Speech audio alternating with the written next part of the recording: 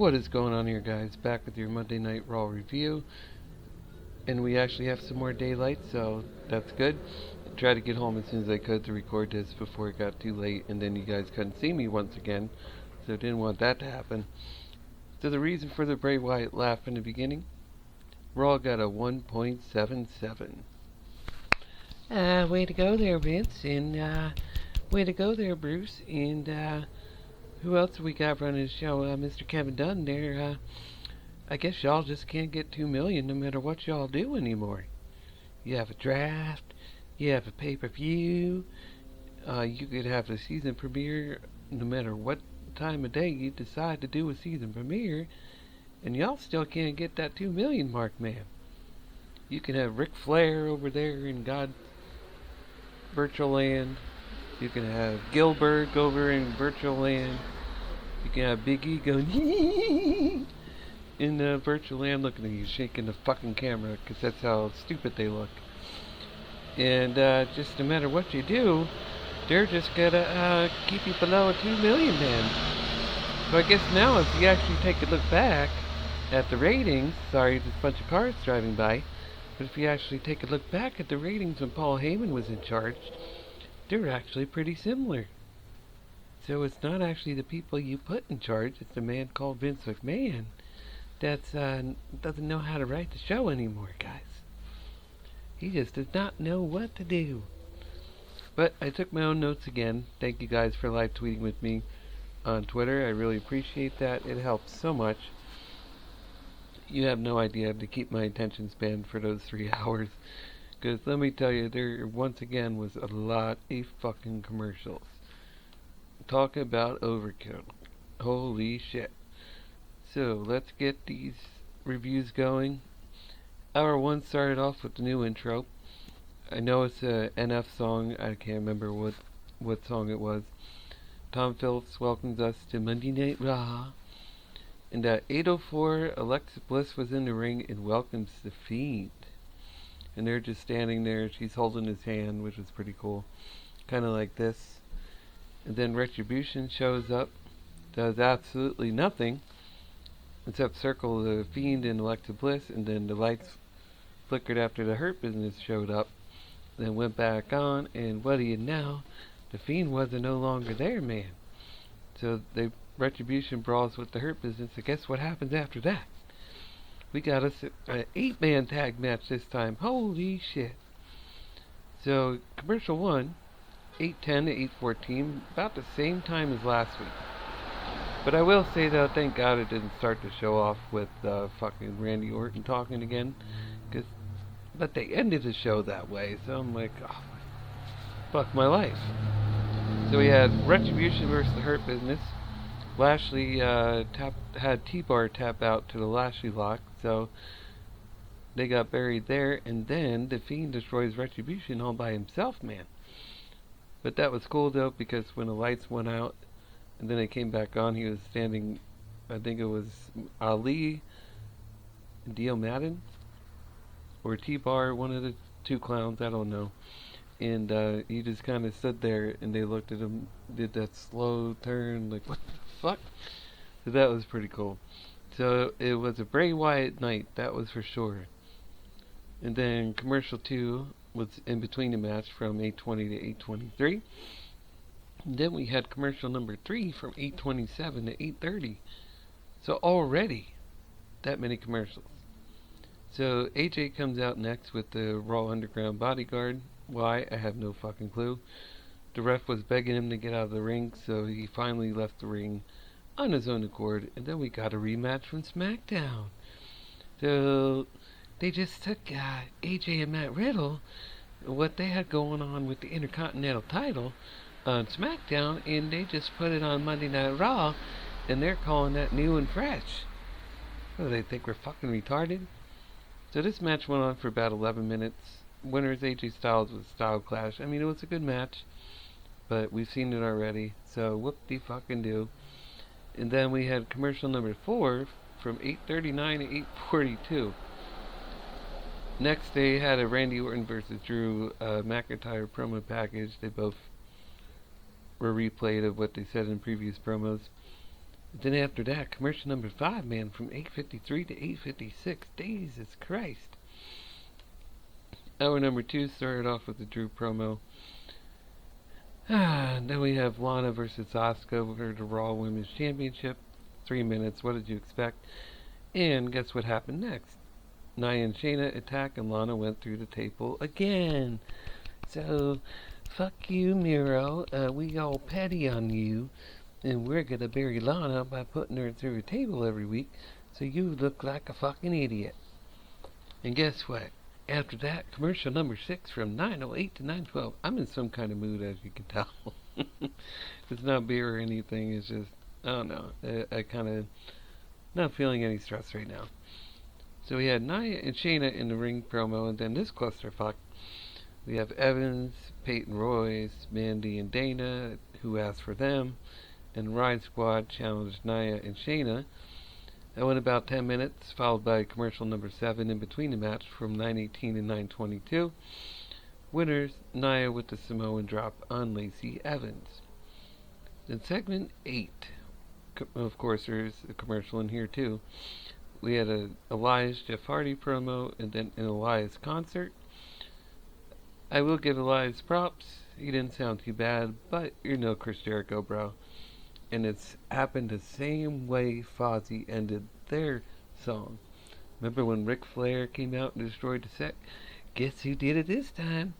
He must have went back and saw that video once again, Mr. Bruce, and said, "Oh, Jeff Hardy, you're gonna do that too." Oh my God. Then we got Miz and Morrison confront Tucker. Whoop-dee-doo. The commercial number 9 from 9:40 to 9:44. You're probably asking yourself, why the fuck do you write down the commercials? Because I'm bored. What else am I going to do? And then segment 10, New Day and Sheamus. Well, Kofi Kingston versus Sheamus. This was a damn good match. This lasted about 17 minutes, but with a 4-minute commercial break in between. So really 13 minutes. Winners, Kofi wins with Trouble in Paradise.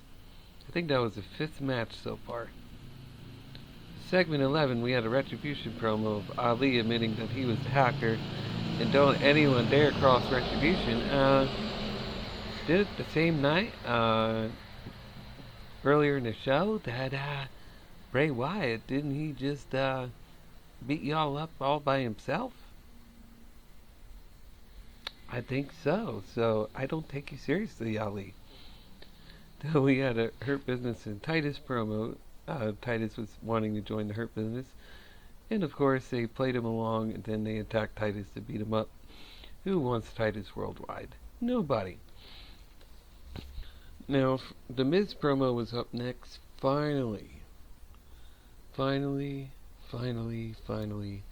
The Miz was serious. We want this Miz. We don't want jokester Miz. He's boring. We've seen it. We don't care. We want this Miz, but actually winning matches. They lost to fucking Tucker and Otis. Or whatever the hell he called himself. We all knew he's not El Gordo. I don't know what the fuck they called him. But that was 12 minutes. Winners, Tuckers and Otis. Otis won with the Caterpillar. Who gives a shit? Then we had a Firefly Funhouse where Alexa Bliss finally joined the Funhouse, and they were laughing and giggling. The poor Ramblin' Rabbit got killed again, I believe. And man, he just keeps coming back to life more than cats can. So man, how many lives does freaking Ramblin' Rabbit have? And they showed like all the times that Bray Wyatt destroyed him. I love the Fiend. What can I say? He saved the show. And then guess what was last? Braun versus Keith Lee, and actually Braun won. What this did for Lee, bury him even farther. So they're probably going to have these two clash every single week until they run out of ideas. Then we had a Randy Orton promo, Message from Hell, where he's actually inside Hell in a Cell. Orton Drew came down and had a pair of bolt cutters around the barricade. Open it up, and Randy Orton looked like a chicken shit. So it very well could be that Randy Orton is winning this thing, because usually usually when whoever has the upper hand going into the pay-per-view is the one that winds up losing. As you can see, the ones that Randy lost, if you look back at them, Randy got the upper hand before the pay-per-view and Drew won. That's typical WWE booking. All they really do is try to make you think one thing and then do another. How much longer is that gonna work, man? Vince, you can't keep doing that every week. If you want a surprise, then you gotta actually use some creativity. But I guess that's not in your vocabulary, man. I just don't know what to do with y'all. If y'all let me write the show just for about a week or two, I bet I can get you to a 2.0. But you're probably looking at me like, what the hell does that guy know? If we can't do it, nobody can. No, clowns, no. That doesn't mean, and there's not someone out there in the world that cannot write a better show than you. There's plenty of people that can. My daughter doesn't even watch wrestling. She probably could write a better show. Because kids have more imagination. Once you become an adult and get so obsessed with money and stop caring about what you loved before, it's gonna show in your quality of your show. I mean, gosh, Vince and Bruce and Mr. Kevin Dunn, 6 matches on a 3-hour show, and a couple of them were only like 3 minutes, is not going to really generate a buzz for you. I mean, you might have all your social media followers that follow you every single week, but what's that doing for the ratings, man? That's not doing jack shit for the ratings. So anyways, well, I try to keep my Raw review short because we're in a time to where that you just can't keep them long. People have different attention spans, so you just got to get it done quick. I don't know what the hell that noise is. Of course, always when I'm recording, I can't wait till I get a fucking office. One day I don't have to worry about this shit anymore. So that's where I need you guys, man. Keep hitting that like button, keep hitting the subscribe button, and keep commenting down below so YouTube pays me more money and I can get the fuck out of this hellhole back here and get a nice house, a nice office, and we can have all the fun in the world. And maybe do some more live streams to where no matter what time of day it is, I can soundproof the room to where we can actually have some good conversation. So anyways, I hope you guys enjoyed the WWE Raw review. We'll be back for SmackDown. I don't think I'm doing AEW this week. Also too, my schedule is changing. I'll let you guys know more later how that affects programming. Not really much. You'll just see the shows earlier in a day versus later in the day. But usually they don't start building up till a couple days after. That's fine. So, sorry, got a little sniffles because I was in Iraq today driving the operator lift. So my nose is a little stuffy, but I'm like, I gotta get home and get this recorded. So that way you guys have a little content. So I do appreciate y'all. I love y'all. I thank you so much for supporting this podcast and making this all possible. We're going to continue to grow and get better. And once again, I want to thank each and every one of you that have subscribed. I have followed all of you back. I'm all caught up there. So please remember, if you see some ads, please watch those. You might find some interesting stuff. So until next time, guys, take care. Love you. What is going on, guys? Back here at the SmackDown Live review. Beautiful day outside. So look, as you can see, no darkness in the background. Actually wearing my mom's work shirt. It's Keep Calm and Call Rehab Associate. Now she works in General Hospice, so this is one of her sponsored shirts. So wearing it, that's why you see this little guy up here for success, I guess, is what that means. But I wish I could say that about SmackDown. Oh, was that a clusterfuck of a show. But then I hear people, oh, Daniel Bryan was on last night, and that was cool. But look what happened immediately after that. The Mysterios. Ooh, the Mysterios. We get to see that again. So being a new show, this could go on till next year's draft. I didn't check the ratings report yet, so I have no clue what SmackDown did last night, but you don't have to worry about commenting me that, because I'll just look it up later. It's really nice out, so I'm going to go to the grocery store, get some grocery shopping done, and just take my time and enjoy being outside, having a day off, recording this for you guys. So, I didn't do an AEW review this week. The show spoke for itself. They're doing a good job. They're not the problematic show. It's Raw and SmackDown. So let's say AEW is like off the charts and just fantastic. Then I might actually record it, but I think I'm going to, stick to just Raw and SmackDown for now, because that's at the beginning of the week and the end of the week, and then I don't have to worry about, with all the workload I have during the week, putting more stress on myself, because you guys will obviously be able to see that at the quality of my voice and my energy and just how I present my videos. You'll know that they're shit. So I don't want to give you that. I'd rather give you 2 awesome fucking videos in 1 week than 2 really good ones and one that's shit. That's WWE's mindset. Oh, well, it's just content. We'll get content out there, and I don't care how the result looks. We still get our money regardless. Well, isn't that fucking nice? Vince and Bruce and Mr. Kevin Dunn, no matter how shitty the show is, you guys get to fill your wallets while the rest of us actually have to work hard to, make that kind of money. So, yeah, must be nice. But anyways, we're going to get into it. As soon as Stephanie and Triple H hit the ring, they're saying, oh, these new faces. I'm like, really? New faces? Other than Seth? But wasn't he on SmackDown before? What new faces? Wasn't Ray on SmackDown before? New Day crying for 30 minutes when they got their YouTube channel. We're going to see them on daily. God knows what else other projects they have. They're not going nowhere. They're not really split up. They may be on different shows, but the show's still running in the same fucking building. So until SmackDown has their own events when we go back to normal, until Raw has their own events when we go back to normal, they're not split up whatsoever.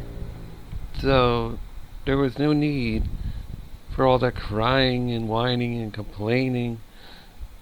And then I'll probably get in the comments on social media, oh, how can you be so harsh with the New Day, man? Again, very talented guys, but it went on for far too long. And I don't want WWE to get any ideas to go back and forth. Let's reunite them. Let's not reunite them. Let's reunite them. Let's not reunite them. Let's reunite them. Let's not reunite them. Let's reunite them. You get the picture. Like Stone Cold at WrestleMania 30, where he's like, WrestleMania 1, what? 2, what? 3, what? Yeah. Just like that. So let's, I'm sure you're tired of hearing me babble about this shit. It's like, oh, he's just a complainer. He's trying to go the route of complaining to get views. No. Don't get that through your head. So let's get to this, man. This week's SmackDown continued to build up to next week's Hell in a Cell pay-per-view, but there were also 2 big returns on Friday's show. Daniel Bryan, which I agree is a big return, was back after being away from the ring for several months. And Goldberg appeared for the first time since losing to Braun Strowman. So, if he appears virtually, that's a return now. I feel like doing this. The Moronics. God, they're idiots. And we also saw Jeff Hardy take on the recently returned Lars Sullivan. Surprisingly, Jeff got a lot of offense in that match. The Street Profits had their first sort of SmackDown Tag Team title defense against Dolph Ziggler and Robert Roode, and Roman Reigns had a confrontation with Strowman. This week also marked the New Day's farewell to the Blue Brand after Kofi Kingston and Xavier Woods were drafted to Raw. Let's see how that turns out for him.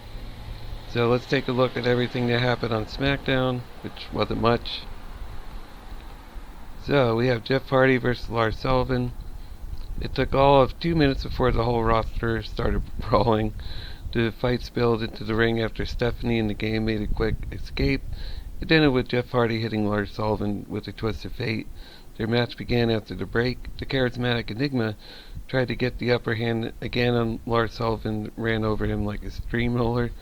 The Freak threw him across the ring and hit a sliding clothesline for a quick 2 count. Hardy rolled out of the way to avoid a huge splash from the top rope and uploaded with the fury of right hand, so Hardy did at least get some offense. And Hardy dropped him with the twist of fate, but Sullivan was back up before he could hit a swanton. Jeff looked really surprised at that, and he grabbed Hardy and hit the Freak accident for the win. And I do want to mention, in that little brawl there, Kalisto took a shot at Lars Sullivan. I'm like, don't do the Lucha Crap Party versus Lars Sullivan, please. That went nowhere. That did nothing for him. That didn't build him up in any way. That didn't make him look like any kind of a monster. All that did was like, oh, look at this guy. He could beat up 3 vanilla midgets. Terrible booking. Terrible booking. And it's like, farewell, Jeff Hardy. Fuck you. You're taking the L. The New Day versus Cesaro, Sheamus, and Shinsuke Nakamura. So we got another 6-man tag, man. I remember last year, like, all my videos were like, another 6-man tag. So Kingston, Woods, and Big E came out and delivered their emotional promo about how they won't be a trio anymore after the draft split the group. Cesaro, Shinsuke, and Sheamus gave a quick interview backstage about how they are looking forward to ruining the New Day's farewell match. We returned from a break to see Woods and Nakamura already fighting in the ring. Kingston came in and hit a double stomp for a near fall. The next several minutes were a series of tags and double teams by the heel team. They kept Kingston isolated until he was able to break free and make the tag to Big E. Cesaro was able to take the big man down, but a tag to Woods allowed the New Day to hit a double team for a 2 count. The next few minutes saw both of them trade big moves back and forth. Woods and E hit the midnight hour for the pin and the win. They embraced in the middle of the ring to celebrate their victory. Excuse me. So that's the last of the New Day on SmackDown. Here's where I got a little bit of a laugh. Daniel Bryan is back. Bryan made his triumphant return to SmackDown and talked about how much he missed the WWE Universe and how much he loves the Thunderdome, not Thunderdome. How much they pay you to say that, Daniel? He waved to Brie and Birdie on one of the screens before talking about how excited he is to be back. I'd say that's kind of cute. He said he couldn't wait to get back in the ring with some of the new faces before Seth Rollins came out to the stage. He said it was good to see Bryan back, but he did it in his usual villainous way. They traded some insults and Bryan taunted Rollins until the SmackDown savior attacked him. The Yes Man returned the favor with a running clothesline and a flurry of yes kicks. And then the Mysterios came out as Rollins tried to run away. Rollins foolishly thought he could get Bryan to fight by his side, but he left the Messiah alone. Murphy ran to the ring next to Rollins, but ended up attacking him to officially sever their alliance. So that's no more. The Street Profits versus Robert Roode and Dolph Ziggler tag team title match. Ziggler and Angelo Dawkins started for their teams with a fast-paced exchange. Roode was quick to tag in and stomp Dawkins into the mat before hitting a nice vertical suplex for a 2 count. The Glorious One brought the show-off back in for a double-team move, but Montez Ford broke up the pin. The ref ended up calling for the bell when everyone refused to stop brawling and get out the ring. The challengers beat up Dawkins a bit before Ford took him down with a huge crossbody. For both guys, Ric Flair was shown watching on one of the screens with a huge smile on his face. Whoop-dee-doo. And it ended in a disqualification. So what kind of tag team title match was that? And Banks and Bayley had their contract signing. Bayley and Sasha Banks were out after a commercial break to sign their Hell in a Cell contract. Adam Pearce oversaw the proceeding. Banks wasted no time signing the contract with Bayley, jabbered on a bit about how the boss's baggage she was happy to dump. The role model said Banks is just angry because she didn't turn on Bailey first, but the boss reminded her of all the times she had her back. And then Bailey did not sign the contract and ran away. So here we go, Roman Reigns versus Braun Strowman. They locked up and fought for control under Reigns. Dumped Strowman out of the ring as the Monster Among Men tried to get back in. The Tribal Chief drilled him with the Superman punch. Reigns maintained dominance over the big man for quite some time. The former champion caught him in midair and slammed him in the ring post before throwing him over the announce table. We returned from the break to see Strowman still in the driver's seat. He ran into a boot in the corner before the big dog sidestepped him into the ring post. He recovered quickly and chokeslammed Reigns for a 2 count. Can we stop calling him the big dog? As the champ kicked out, he hit a low blow just like he did to Jey Uso during the match. He hit the spear, but Strowman kicked out at 2. He went for a second, but when Strowman caught him, Reigns attempted a Guillotine submission. Surprisingly, Strowman tapped out. I don't know if I pronounced that right. Uso came out to the stage to watch as Reigns hit Strowman with the spear.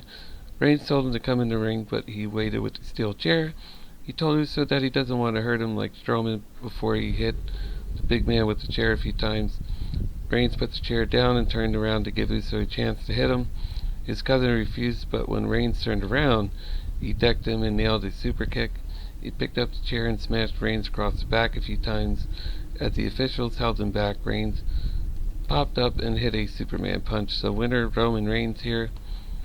I love this side of Roman Reigns. I really do. I think Roman is finally finding himself. So all he had to do was embrace the boos and be a heel anyway. So how about that? They're actually making sense of it now. And Paul Heyman is a big influence in that. So look what you did, Vince. You let Paul go, and now he's going to make Roman Reigns the best fucking thing on the show. And then you're going to be like, well, I guess maybe Bruce ain't working out here. Maybe I should give Paul another chance.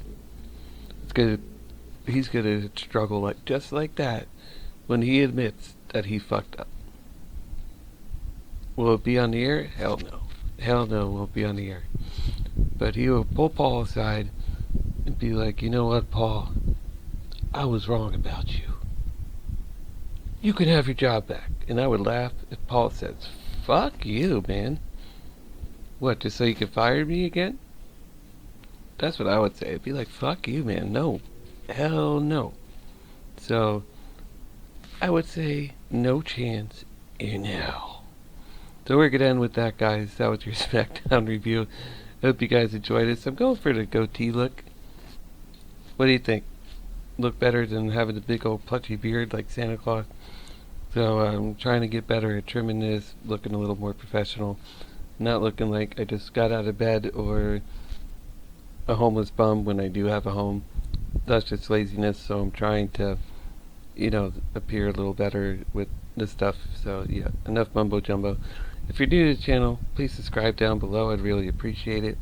Leave a like or a comment. Show me some love. I'd love to hear from you guys. And I will see you guys back again Monday for Monday Night Raw. Will it be another failure? I think I saw no more Raw Underground. Poor Shane O'Mac. 8 weeks. Done. You have come and gone. I guess you should have people wearing masks there, Mr. Shane, because maybe you got some health complaints about Raw Underground, and they just didn't like that, man, and they probably told you can't do that, man. You can't have all those people around the ring, man, and nobody wearing any protective covering, man. That just looks bad at what the government's trying to do here, man. So no more Raw Underground, thank Christ. That's done and over. So that's enough of me ranting and raving. Well, not really raving, but just ranting. And I'm starting to use my hands more, just so I can fucking be more entertaining. But I hope you guys liked the video. Take care and love you.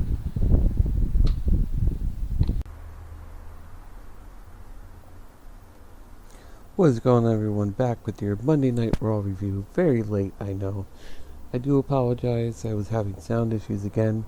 So I think I'm going to just stop altogether with updating my computer. Because every time I do, the sound gets fucked up. But it's sounding pretty good right now.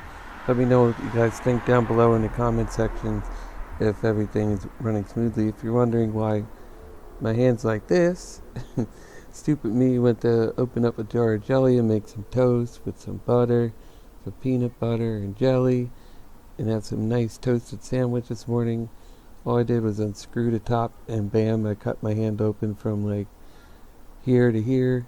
It doesn't hurt or anything, it's just a deep cut, so that's why my girlfriend put this on for me, so I'm not bleeding while I'm sleeping. So I apologize. I'm like, oh shit, AEW's up in an hour for their 1 year anniversary show. I will be online on Twitter, tweeting with you guys during that. It's going to be awesome. We got a stacked show tonight, so it should be a very quick 2 hours. So, I got to ask though, Bruce and Vince and Mr. Kevin Dunn, I guess that draft didn't work out too well for you now, did it? Because, yeah, you still got under 2 million. You got the same as last week. So I guess even with the draft, y'all are suffering to get that 2.0. I would laugh my ass off if one day soon that AEW gets a 2.0 on one of their shows and y'all are still not even getting a 2.0. Now, I did my own notes this time, so I will not be reading off the dirt sheets or anything like that. These are not detailed, like, word for word of what every superstar said or did or whatnot. I just did, like, briefly what happened so I can at least do a video for you guys. I took notes on the whole fucking show, so give me a damn break. Alright, so in this draft, WWE had 30 superstars that were eligible tonight in WWE's Raw pool. Fortunately, it was boring, uncreative. The show itself wasn't terrible. Like, some of the matches were fucking fantastic. Like, with the triple threat, that was fucking awesome. Black and Owens was awesome. So, it was more of their uncreativity that left you dissatisfied once again. Why is it so hard to just have people compete in matches, look up at the Titantron, have everybody in the pool, and it just randomly selects somebody like it did that 1 year? To me personally, that was the best draft they ever did, and that's one that always sticks in my mind. It's like, why don't they just do that? I understand it's COVID, but you don't need fans for that either. You know, at least make it entertaining for the fans that are virtually in there. You know, but the sound is getting a little better. I will admit that. It's starting to sound a little more genuine, not like totally forced. But in the Raw opener, we had Tom Phillips, Byron Saxton, and Samoa Joe explain the draft rules. Randy Orton opens the show, and I put a little side note as a giggle to myself. At 8:05, his entrance music finally stops playing. LLL. So I try to humor myself when I'm even doing stuff like this. So Randy just goes on and explains no matter which brand he goes to, he still gets Drew McIntyre at Hell in a Cell. We all knew that. Reminds us he beat Drew 1-2-3 last week. That I did not agree with. I don't know why that couldn't have been saved for the pay-per-view. It makes you think that he's not going to win a title and he's going to go on a 3-match pay-per-view losing streak again like he did with the Maharaja, the Failure Raha, the Singh Brother Raha, the Cheat to Win Raha. Yeah, we all remember that. He says he will pin Drew yet again, 1, 2, 3, and will hit Drew with the 3 most dangerous letters in sports entertainment, R, K, and that's when Drew's music hit and he interrupted and said Randy was right. He did beat Drew. Says all the suffering he causes Randy will be for him. Randy and Drew brawl. Randy barely got any offense here before running away up the ramp. So I did another side note. The first segment 1 was about 12 minutes. And then before it is segment 2, Stephanie McMahon is shown backstage as we go to commercial, preparing to announce round 1 of the draft for Raw. Like I said, I'm trying to write it as if I thought how Vince would write the show. So maybe I am doing a little more too detailed as he would do. But that's just my OCD. Commercial 1. Length equals 4 minutes. So keep that in mind. A lot of fucking commercials in hour 1. So we go, Stephanie comes out to announce draft for round 1. I don't think any of us were really that surprised, although they played it off at this. The Fiend to Raw. Cool. He's away from Roman. So maybe now, Vince and Bruce, he might actually, being away from Roman, he might actually get a shot at the title and actually have it last longer than 7 days. Maybe keep that in mind. Bayley stays on SmackDown as the number 2 pick. Number 3 pick, Randy Orton, stays on Raw. Street Profits move to SmackDown. And Charlotte Flair stays on Raw. You had to mention her name. Nobody gives a shit about the robot. I'm JP, I'm a robot. I have a robot vagina. Just kidding, no I don't, but little quote from Grandma's Boy. Segment 3 was Aleister Black. Mind you, he got new entrance music for what? For what? He got a jobber entrance anyway. And for those of you that don't know what a jobber entrance is, it's when they come back from commercial and the superstar is already in the ring with their music playing. That is what we call a jobber entrance. Black vs. Owens had an anything goes match. For what? I have no fucking clue. But it was a damn good match. This match went from 8:19 to 8:31. Winner Kevin Owens with the pop-up powerbomb through a table. So guess what happened after that? Commercial 2. 8:22 to 8:26. So another 4 minutes. And then during the match, they also had another commercial break, round 3, from 8:33 to 8:37. I told you, a lot of fucking commercials in hour 1. Segment 4, Stephanie comes out to announce round 2. Braun Strowman to Raw. Woohoo, the Strowman Express. I'm rolling fast. Daniel Bryan stays on SmackDown, right? I believe he was SmackDown already. Matt Riddle to Raw. Oh my god. How much do you want to bet he'll start wearing shoes in the ring on Raw? He won't kick them off. KO to SmackDown. I like that move. Jeff Hardy to Raw. So they did at least a little bit of trading. And then the 5th segment, Miz TV with Mandy Rose and Dana Brooke. Can someone please tell me when this is over? This was so fucking boring. I like Morrison in the ring, but I hate it when he does this shit. He's not funny. The Miz is not funny anymore. I mean, it is terrible. And they took another commercial break. Commercial number 4. In hour 1, 8:46 to 8:49. And this where it got kind of confusing. They came back to Miz TV again. Thank God for Lars Sullivan. Lars interrupts a shitty segment and takes out John Morrison. Those were my exact words. And then at 8:55, this clusterfuck, Adam Pearce comes out to the New Day and the Street Profits and say they gotta exchange the titles. No match, no nothing. No going, whatever happened to Michael Cole saying whoever is champion brings that title to that show. I guess they forgot what Michael Cole said between Friday and Monday.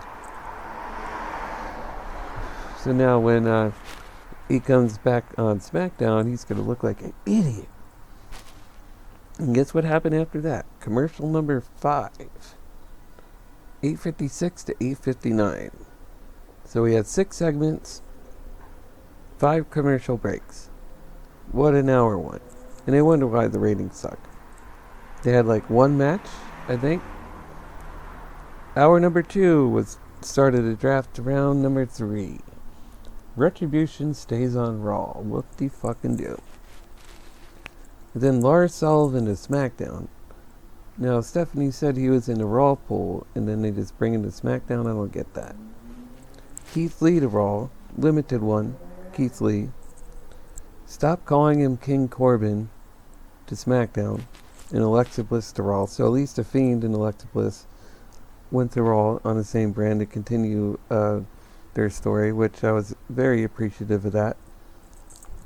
Segment 8, Seth Rollins farewell to Raw. Jeff Hardy interrupts, and then AJ Styles interrupts. We have commercial number 6 from 9:10 and 9:14, but this is where the match got good. AJ versus Hardy versus Styles, and this was 14 minutes, 9:14 and 9:28. AJ wins after Elias has a chair shot on Jeff Hardy, interferes. There's no rules, so AJ, being the heel that he is, took advantage and got the win. And after all that, commercial number 7, 9:19 and 9:22. Stephanie comes out to announce round 4.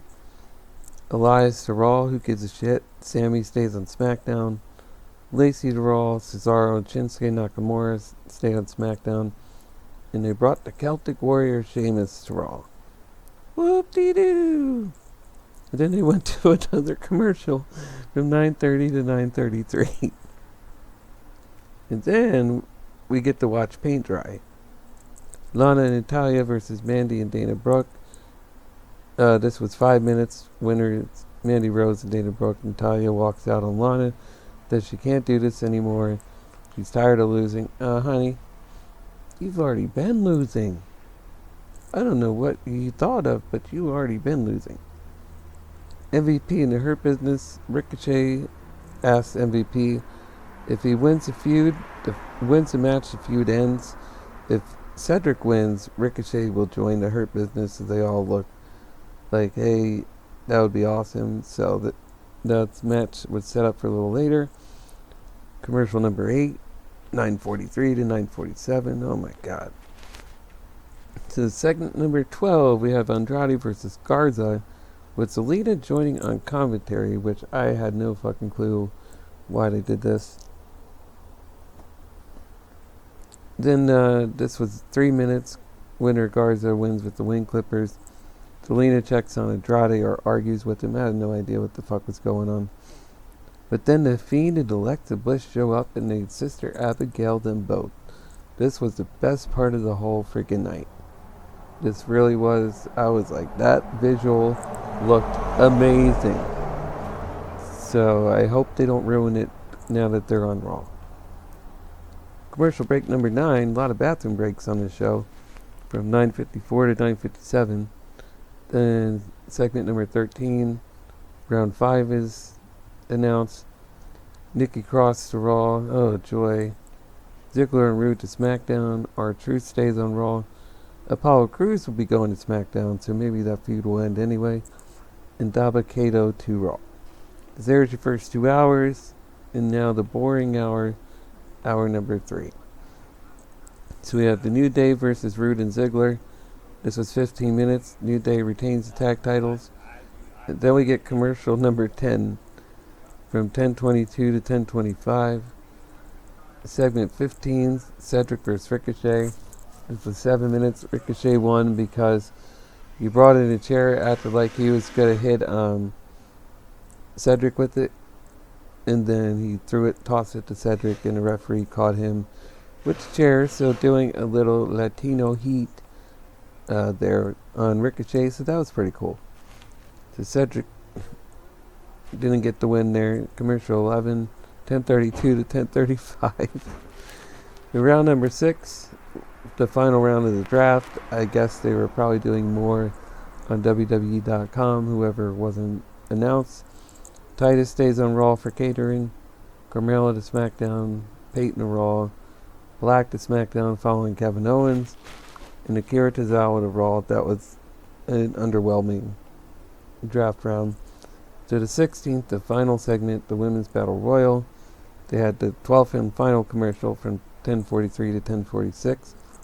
Winner challenge is Asuka, which Asuka on commentary from this was 20 minutes, and the winner was Lana because she was never eliminated, came back at the end and won the match. So Lana will be losing to Asuka very shortly.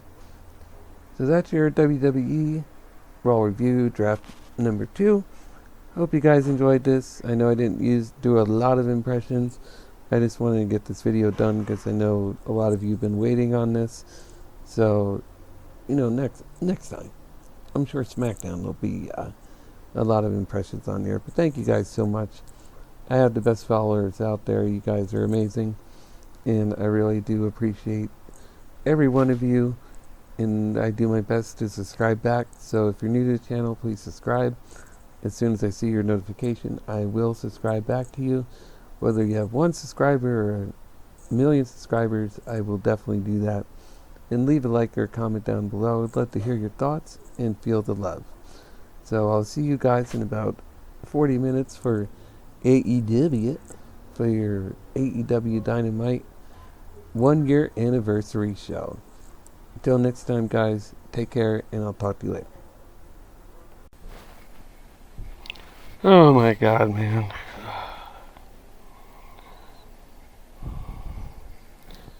I'm still so disappointed in Monday Night Raw Monday. How they got a 1.8, I don't even know. Oh, let me guess. It was The Big Show. Was it The Big Show? No, it wasn't The Big Show. Was it Ric Flair? Woo! Christian, I love you, Christian. I got no beef with you, buddy.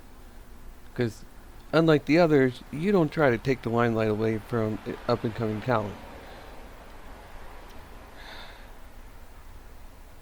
Shawn Michaels, I used to love you, but you're going down that path where, I hate to say it, no one really cares anymore. Your time in the ring is done. Well, I know how we could get the ratings up. We had 4 legends on the show for Clash of Champions. Well, why don't we put them on Monday Night Raw? That'll do it. Somehow I got a 1.8, and these people are probably like, yeah, Vince. We did it, Vince. We went from a 1.6 to we went to a 1.8. That's something right there. We could just keep doing the legends and dip it into that cookie jar, you know what I mean? And then, it'll go up little by little till we get to 2.0, and then we good to go, man. These people are ridiculous. I'm sorry. I told you this review would be, well, it's not a review. It's more of a laid-back video. As a content creator, you kind of get bored of just reading stats after a while, and you just want to actually look in the camera, look at your subscribers, look at everyone who's listening, and let them know you're a genuine person. You're not I'm a Charlotte Flair. I only speak in one formula. You don't want to do that all the time. Because eventually that will drive people away. So I try to mix it up the best I can. But Vince McMahon and at our good old buddy Bruce, the legend ain't working anymore, man. The people that watch a show are getting smarter and realizing why you're doing it. And that's going to make them care about them even less. Because you're doing it just for a little bit of a ratings pop, so the USA don't get all down your backs and, telling you got to shape up or we're out. They need to do that more often. That's the thing. This company, for some reason, gets no consequences for anything. Why is someone paying this company this much money to produce weekly television and there's nobody in charge? You sure the hell don't act like it. If I was a boss, look, I understand there was a pandemic. We gave you 6 months to get your shit together. By the end of the year, if you're not at 2.0, we're out. Find another network. that is when they would actually be like, oh shit, man, we got to start coming up with some long storylines and start making sense of things, get our fans back, or we might go down to a 1.4 and we might be pushing AEW numbers. And how petty is NXT? Oh, AEW got a 1 million. We're not going to stay on Tuesday. No, we're going to go to Wednesday just to get that 100 to 200,000 less for AEW. That's a win for us, man. Did they not realize on Tuesday they almost got 900,000? Their numbers would be so much better for both if they were both on separate fucking shows. Or fucking shows, separate days. Because then everybody could focus on one show, and then on the other night, everyone could focus on that show. Quit this petty back and bullshit. No one cares about a wrestling war anymore. That was in the 90s, when they had legit competition with AEW, or AEW, oh god, fuck my life, WCW. It's not going to happen again, no matter who AEW gets. They're not going to get them to 2.0, 3.0 million viewers.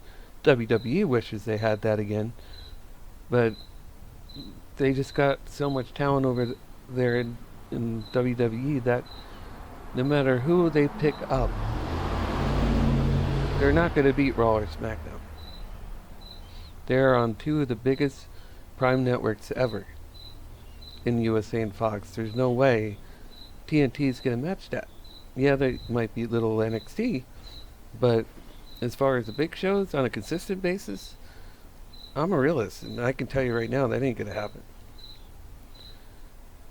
And all these poor booking decisions. I saw a cool video of this kid with the Sammy GQ cards. I would so love to do that, but I can't make good enough, posters or whatever you want to call it. I'm not an artiste, so you'd probably be looking at the camera like this, like, what the fuck does he say? I can't even read it. That would give you more of a headache, so I'm not going to do that.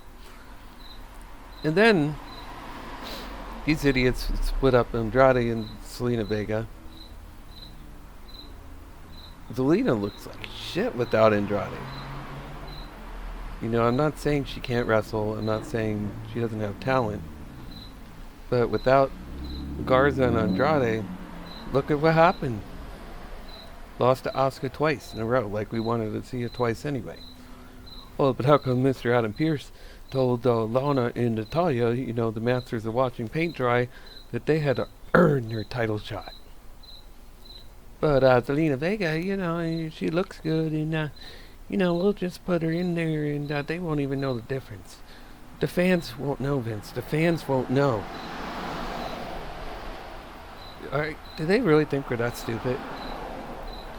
We can predict the formula of the match before it even happens. Look at me, I'm shaking my fucking camera, and I'm just... But it's true. If you wonder why I'm a little wound up right now, gotta love the Red Bull, man.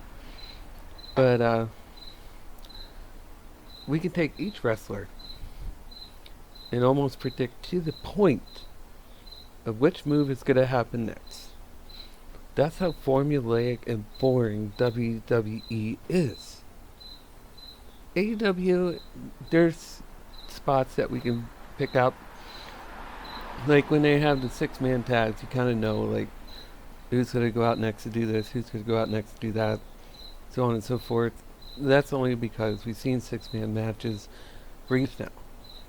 Everyone's going to get their high spot, and we can just detect that very, very quickly. But at least they try to do a little bit of different scenarios to keep you guessing. WWE doesn't even fucking try anymore. These people probably think it's funny. Oh, look, we got another low rating. Let's see if we can top last week. Can we do it even lower? Oh, I know. We'll write the same show again. I am getting so fucking sick of Seth Rollins and Buddy Murphy versus fucking Mysterios. That needs to go away. Needs to go away. What else needs to go away? The Hurt Business versus Cedric versus Ali versus Apollo Crews. We've seen this shit week after week after week after week. MVP said it best. Over and over and over and over. Even they're getting tired of fighting them. They beat them all. Why is this story still fucking taking place? I don't understand. This is how mad this company gets me. I know sometimes in my videos I don't show a lot of passion, but I really do have it. And, you know, I try to be calm and collective. It just doesn't happen. Sorry, I'm getting a phone. Let me just mute that real quick. It doesn't happen, but it's just, I can't take it anymore. You know, you have an almost decent show on Sunday night with Clash of Champions. At least half of that show was decent. And then you come to Monday Night Raw and it's like, look, we need to produce 3 hours of television, Vince. So, I think we should take that, the script from last week. We'll just throw in Michaels, The Big Show, and Ric Flair, and, Christian. We'll do the Randy Orton, This Is Your Life story. And, maybe add another thing or two here. And that'll do it, man. They won't even know it's the same show. Where was Retribution on Clash of Champions? You want me to take this group fucking seriously? They haven't even been on one pay-per-view. Oh, but on the LED boards, it said Retribution, and MVP is like, oh no, what the fuck are we gonna do with Retribution? Yeah, I'll be, running through the hills to find a fellow police officer. Please, sir, please, save me from fucking T-Bar and Slapjack. Do you know what that cop would fucking do? He looked at you and be like, what the fuck did you just say? The two guys over there, T-Bar and Slapjack, they're coming after me, man. You think you're talking about fucking food or something? You'd be like, yeah, man, go grab me some chicken. And then slap it, put it on the fryer, and then when it's well done, bring it over to me, and I'll really be appreciated, man. This group doesn't even have the why. There is none. The only one in that group that maybe has grief is Dio Madden. And he looked fucking great, by the way. But remember when Brock Lesnar beat the shit out of him and he got replaced for no reason whatsoever? He went to go heel and sell the injury like they actually should do, and they replaced him with Joe. If I was Dio Madden, I'd be like, I want to start a group like Retribution and get back at them. Yeah. And then, not even to win their first match. I'm sorry, clowns. Disqualification may be a win to you, but to me, that did nothing. That's not a win to me. A win is when you get the 1, 2, 3, or the tap out. That's when you get the W. But there's so much illogical shit on the show. Oh my god. Bruce. It's like he went to Kmart, man, and Kevin Dunn found some, Crayola, maybe some watercolor, and said, here's a nice little piece of vanilla paper. You just go on there and, write what you want on the show. I'll show it to Vince and he'll be like, oh, this is wonderful. Really? And there's one last thing I wanted to touch on. Oh, Dana Brooke. You bring Mandy to Raw away from the best storyline she's had in a long time. with Sonya Deville. I understand what happened there. I know why you had to end it. We get it. Guy was a fucking creep. We get it. But you pair her with Dana Brooke? And of course, I'll probably get some comments. Oh, take it easy on Dana Brooke. She can wrestle, man. She can? Seems to me like she got lost back in catering and couldn't find anybody, and somehow she managed to get into Gorilla, and then she made her way out to the ring. And I don't know how she found her way to the ring, man. But Titus needs you back there serving that shrimp kebab, shrimp salad, shrimp stew, shrimp whatever. You need to stay back there and make sure all the other jobbers that aren't on the show, man, get their food in case, they happen to put you in Aleister Black's room and then say, oh, you're going to have a match tonight. That's literally what they probably did to Aleister Black. They always said, oh, we don't know what we're going to do with you tonight, sir, but, that little dark room you like to hang out in? You just sit back there and we'll call you. And they changed its theme music. Why the fuck would you change its theme music? At first they add that stupid creepy roller coaster garbage when he arose onto the ramp. And then for months he came out to like 2 seconds of a theme music. And now they completely redid it. For what? CFO my ass. This did not need to change. That's how much these people just make me want to ball up my fist, get in my car, drive to Stamford, Connecticut, and tell that old fuck that he cannot write for shit. That I can do a better job than he can. He'll probably look at me like, oh, what do you know? You're just some guy complaining on the internet. I bet you give me 1 fucking week, I'll get that rating up. Maybe you should actually start taking advice from people making content about your show and actually use it to your advantage. Because obviously you don't need 40 fucking writers because you don't listen to what they say anyway. So why employ them all? Instead of firing wrestlers, fire the writers. Because obviously you don't need them anyway. Find the wrestlers you want to use and mold them and make them stars like Triple H does in NXT, but even now it doesn't even seem like that's happening anymore. I haven't watched NXT since Tommaso Ciampa was the fucking champion. Other than the Adam Culver's Velveteen Dream backyard brawl match or whatever the fuck that was. If you want to correct me, go ahead. And if I got the match wrong, title wrong or whatever, go ahead, that's your right. I applaud you for that. You see, I don't care if you guys say bad things about me either, okay? It don't have to be like, oh, you're awesome. We love you, man. I will still comment back to you. I may not be a dick back like you were, but I will still comment back to you. Because me, I gotta at least be professional some point. Look at me, I rambled on for almost fucking 20 minutes. Just on a couple of things about this show. Just on a couple of things. What do we have? The fucking Retribution. That's what they might as well be called. They're fucked. Dana Brooke, no one asked for you. Natalya and Lana, and she was still doing that. Here comes Lana.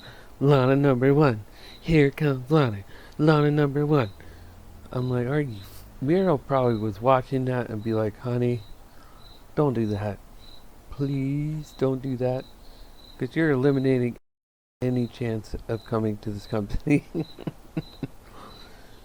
But, there's just so much shit.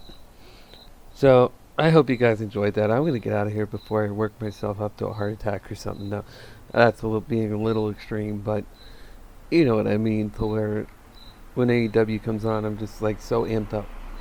I just wanted to show you guys that I do have that kind of side.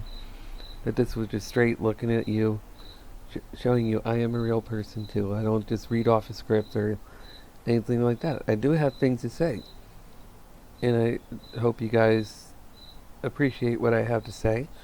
And I always look forward to hearing from you guys. So I hope you liked this video. This was something a little special. And I'll see you guys tonight for AW in, like, what time is it? A little after 7, so about 1 hour. Good God, where did this evening go already? I'll be back at fucking work in no time. But let's enjoy some wrestling tonight. Let's lock it up on Twitter. Let's have some fun. And I will see you guys very, very, very soon.